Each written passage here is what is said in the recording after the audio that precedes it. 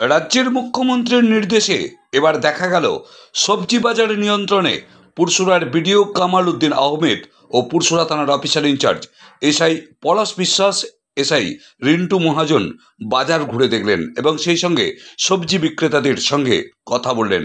দেখা গেল পুরসুরার সোদপুর বাজারে তারা পরিদর্শন করলেন এবং সকলের সঙ্গে কথা বলার চেষ্টা করলেন। এছাড়াও আমরা দেখলাম গোঘাটের কামারপুকুর বাজারে স্বয়ং উপস্থিত আরামবাগ লোকসভা কেন্দ্রের যিনি এমপি মিতালি বাগ, তিনিও এসেছেন এবং তিনিও সবজি বিক্রেতা এবং রিটেলার পাইকারি যারা সবজি বিক্রয় করেন তাদের সঙ্গে তিনি কথা বললেন এবং সাধারণ মানুষের সঙ্গে তিনি কথা বললেন, কী সমস্যা হচ্ছে সেটাও জানার চেষ্টা করলেন। দেখুন সেই ছবি আমরা দেখানোর চেষ্টা করছি, কি বলছেন মিতালি বাগ সাংসদ আমরা শুনব। পুরসুরা থেকে, গোঘাট থেকে নিজস্ব সংবাদদাতা রিপোর্ট, নিউজ 7 সকাল লাইভ।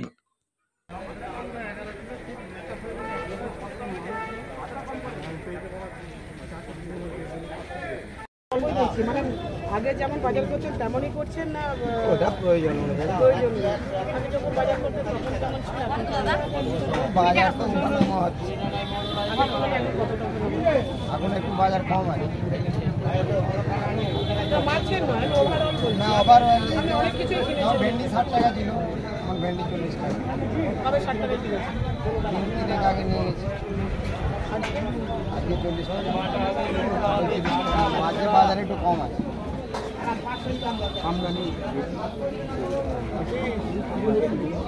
আপনি কখন এসেছেন? আমি এসেছি ধরুন তবে তো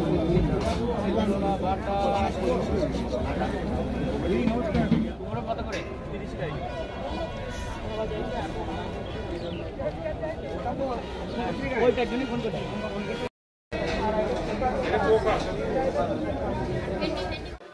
দেখুন পরিদর্শনে আমি যেহেতু নিজে প্রতিদিন বাজার করি, তো বাজার সম্পর্কে আমার ধারণা রয়েছে। তো যেটা এসে দেখলাম ধারণাটা একটা টোটালি একটা অন্য চিত্র পেলাম। যারা ক্রেতা রয়েছে ক্রেতাদের সাথেও আমরা কথা বললাম, বিক্রেতাদের সাথেও আমরা কথা বললাম। দেখুন আমার স্বাদ আছে সাধ্য নেই এরকমটা জায়গায় গিয়ে পৌঁছে গেছে। সেটা আপনারাও দেখতে পাচ্ছেন, আপনারাও বাড়ির জন্য নিত্যদিন বাজার করেন।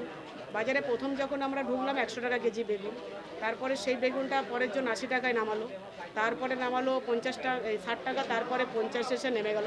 মানে বুঝতেই পারছেন তৈলমূল্য হিসাবে জিনিসের দামপত্র একটু কোথাও একটা কিছুর একটা ছোঁয়া একটা রয়েছে। তো তার জন্য আমরা এসেছি, দেখা যাক।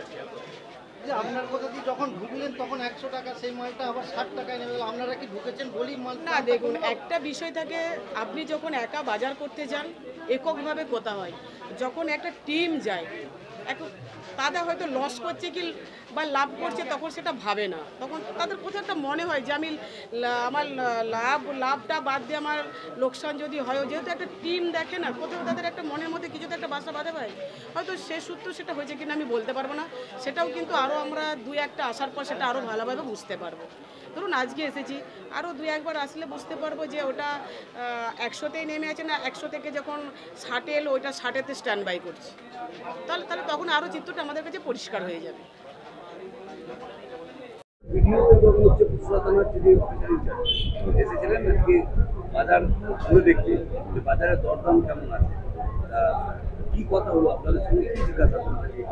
ওই সব কিছু মালের রেটটা জানতে চাইলো। আগের সপ্তাহ থেকে এই সপ্তাহের দাম সবই কম আছে। আগের সপ্তাহে সব মালের দামই বাড়া ছিল। ওনারা জিজ্ঞাসা করলেন যে কত করে কি দাম যাচ্ছে। বললেন না আগের সপ্তাহে এই সব মালের দামই বাড়া ছিল, এই সপ্তাহে অনেকটাই মালের দাম কম আছে। এইটাই